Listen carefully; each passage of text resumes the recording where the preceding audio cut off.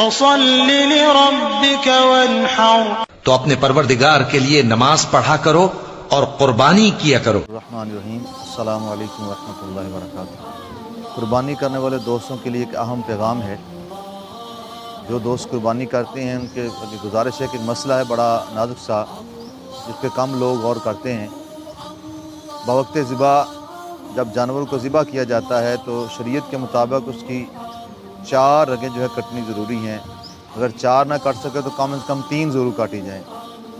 اور کچھ جو قصائی حضرات ہیں وہ کیا کرتے ہیں، جب جانور کو ذبح کر لیتے ہیں تو پھر یا تو اس کی ہڈی توڑتے ہیں پیچھے گردن موڑ کر، یا پھر حرام مغز کے اندر وہ چھری کی نوک لگاتے ہیں اس طرح۔ تو اس سے کیا ہوتا ہے، جانور کی فوراً جان نکل جاتی ہے اور وہ ٹھنڈا ہو جاتا ہے۔ تو یاد رکھیں، شریعت نے جو ذبح کرنے کا حکم دیا اس کا کچھ مقصد ہے، ورنہ غیر مسلموں کی طرح جھٹکا کر لیا جائے۔ لیکن شریعت کے ہر کام کے اندر انسان کے لیے 100 اس میں برکتیں اور رحمتیں ہیں۔ تو اس کے اندر ایک خاص چیز ہے، وہ یہ ہے کہ جب جانور ذبح ہوتا ہے اس کی رگیں کاٹی جاتی ہیں تو وہ کچھ دیر تڑپتا ہے، جو تڑپنے کی وجہ سے اس کا سارا خون جو ہے رگوں کے ذریعے جو ہے خارج ہوتا ہے۔ یہ مقصود ہے شریعت کا کہ سارا خون جو ہے وہ نکلنا چاہیے، اور جس گوشت کے اندر خون ہوگا وہ گوشت انسان کے اندر بیماری پیدا کرتا ہے۔ تو انسان کی صحت کے لیے، انسان کو تندرست رکھنے کے لیے شریعت نے یہ حکم دیا ہے کہ اس جانور کو ذبح کر کے تھوڑی دیر چھوڑا جائے، اس کی 4 رگیں کاٹی جائیں، اور وہ چھری اس کے حرام مغز کے اندر قصائی کو نہ مارنی دی جائے، نہ ہی اسے اس کی گردن توڑنے دی جائے۔ اس طرح جانور کو جو ہے نا، وہ جانور جلدی ٹھنڈا تو ہو جاتا ہے لیکن وہ گوشت کے اندر جو خون ہے وہ باقی رہتا ہے، اور یہی شریعت کا مقصود ہے کہ خون اندر نہ رہے۔ جس گوشت میں خون رہے گا وہ انسانی صحت کے لیے مضر ہوگا۔ تو اللہ تعالیٰ ہم سب کو عمل کی توفیق دے۔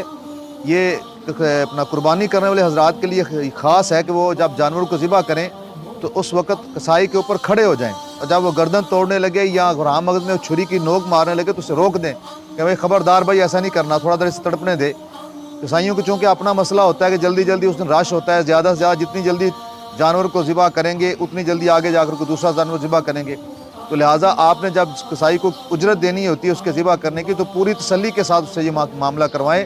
یہ ذبح کا معاملہ بڑا نازک معاملہ ہے، اس کا خاص خیال رکھیں۔ یہ خاص مسئلہ ہے جو بہت سارے دوستوں کو پتہ نہیں، اگر پتہ بھی ہے تو سستی کرتے ہیں، تو اس کے اندر سستی نہ کریں۔ اس پہ ایک شاید کو زیادہ پڑھے لکھے لوگ یہ سوال اٹھا دیں کہ جناب اس طرح جانور جلدی ٹھنڈا ہو جاتا ہے، اس کو تکلیف کم ہوتی ہے، تو آپ کہتے ہیں کہ جناب اس کو تڑپنا چاہیے۔ تو بھائی اللہ رب العزت کے کچھ قاعدے اور قانون ہیں، ان قاعدوں اور قانون کے اندر ہمیں عمل دخل نہیں کرنا چاہیے۔ وہ رحمت اللہ عالمین ذات جو سارے جہان کے لیے رحمت بن کے آئی، اس نے اپنے ہاتھوں سے جانور ذبح کیے ہیں۔ 63 اونٹ مبارک اونٹ آپ نے اپنے ہاتھوں سے ذبح کیے ہیں، اور پھر ہر سال آپ 2 بکرے منگا کر ان کو خود ذبح اپنے ہاتھوں سے کرتے تھے۔ اور آپ نے اپنی بیٹی اماں فاطمہ الزہرا رضی اللہ تعالیٰ عنہ سے فرمایا تھا، بیٹی جب اپنی قربانی ذبح کرو تو قربانی کے پاس کھڑا ہو۔ اور پھر جس ہستی کی ہم سنت کو زندہ کر رہے ہیں، حضرت ابراہیم علیہ الصلوۃ والسلام، انہوں نے تو اپنے بیٹے کو ذبح کیا ہے، اپنے بیٹے کے گلے پر چھری چلائی ہے۔ تو اس لیے ہمیں یہ بات، ہمیں دلیلیں دینے کی ضرورت نہیں ہے کہ جناب آپ اس طرح زیادہ جانوروں کو تکلیف ہوتی ہے، کم ہوتی ہے۔ جس خالق کائنات نے انسانوں کو اور جانوروں کو پیدا کیا، اس نے ان کے حقوق بھی بیان کر دیے، کہاں تک حقوق ہیں وہ ہمیں بتا دیا ہے۔ جانور زندہ ہو تو اس کو آپ کرسی بنا کر کھڑا کر کے اس کے اوپر اس کے دوسروں کے ساتھ باتیں نہیں کر سکتے آپ۔ سرکار نے فرمایا اس کو کرسی نہ بناؤ، اگر باتیں کرنی تو جانور کو سائڈ پہ کھڑا کرو اور اتر کر باتیں کرو، یہ اس کے حقوق ہیں۔ لیکن جب ذبح کا معاملہ آئے تو جو شریعت نے حکم دیا اس کے مطابق کرنا چاہیے۔ اور ویسے بھی ایک دنیاوی معاملہ بھی ایک ایسا ہے کہ بندہ کیا کرتا ہے، یہ باہر آپ جائیں تو ٹریفک پولیس والے کھڑے ہوتے ہیں دھوپ کے اندر، سارا دن بیچارے کھڑے رہتے ہیں۔ اب کوئی کہے کہ یار یہ تو بڑا ظلم ہے کہ لوگ ایسی گاڑیوں میں بیٹھ کے ان کے پاس سے گزرتے ہیں اور یہ باہر کھڑے ہیں، یا جو ان کے بڑے افسر ہیں وہ تو ایسی کمروں میں بیٹھے ہیں، ان کو باہر دھوپ میں کیوں کھڑا کیا ہے؟ تو یہ ایک قاعدہ اور قانون ہے کہ چھوٹوں کو بڑوں کے لیے قربانی دینی پڑتی ہے۔ چھوٹی مخلوق بڑی مخلوق کے لیے قربانی دیتی ہے، بڑی مخلوق کو بچانے کے لیے چھوٹی مخلوق کا جو ہے نا وہ قربان کرنا ضروری ہے۔ سمندر کے اندر بڑی مچھلیاں چھوٹی مچھلیوں کو کھاتی ہیں۔ تو اسی طرح آپ دیکھیں، ایک ملک ہو، وزیر اعظم ہو، کوئی بادشاہ ہو، کوئی بڑے عہدے والا ہو، تو کتنے لوگ اس کے پروٹوکول کے لیے سڑکوں پہ دھکے کھاتے ہیں، کتنے انتظام کرتے ہیں۔ ایک شخص نے صرف گزرنا ہوتا ہے تو کتنے لوگ پریشان کیے جاتے ہیں اس کے لیے۔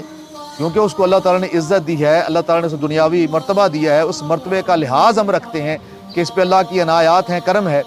تو بھائی اسی طرح انسان کو اللہ نے اشرف المخلوقات پیدا کیا ہے, اس لیے انسانی صحت اور انسانی زندگی اسلام کے اندر, شریعت کے اندر سب سے اہم ہے.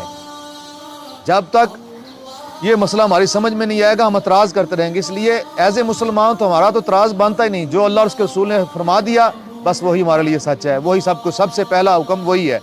اس لیے دیکھیں نا, اب وہاں پر ابراہیم علیہ الصلوۃ والسلام اپنے بیٹے کو ذبح کرنا, کیا آپ کو نہیں پتا کہ انسانیت کیا چیز ہے؟ آپ سے بڑھ کر بھی وہ انسانیت جاننے والا ہے, انبیاء سے بڑھ کر بھی انسانی درد رکھنے والے ہوتے ہیں. لیکن وہ بتایا جا رہا ہے کہ جب اللہ کا حکم آ جائے تو پھر انسان کی اپنی جان کی بھی کوئی اوقات اور حیثیت نہیں ہے. اور اس کے بعد رسولوں کا مرتبہ اور مقام ہے, رسولوں کی عزت اور ان کی جو ہے عزت اور قدر ہے. اس لیے یہ شریعت کا حکم ہے کہ جانور کو ذبح کیا جائے, اور ذبح اس کو اس طرح کیا جائے کہ اس کی 4 نسیں کاٹی جائیں, اور 4 نہ کٹے تو کم از کم 3 ضرور کٹیں, اور اس کے بعد جانور کو تھوڑی دیر تڑپنے دیا جائے تاکہ جتنا خون ہے وہ اندر سے نکل جائے اور اس کا گوشت خون سے پاک ہو جائے, اور وہ گوشت جس میں خون نہیں ہوگا وہ انسانی صحت کے لیے بہت اچھا ہوگا. تو شریعت کا یہ ایک اہم قاعدہ ہے کہ شریعت انسانی جان کو, انسانی صحت کو ہر چیز پر فوقیت دیتی ہے. اللہ تعالی ہم کو سمجھنے کی, عمل کرنے کی توفیق.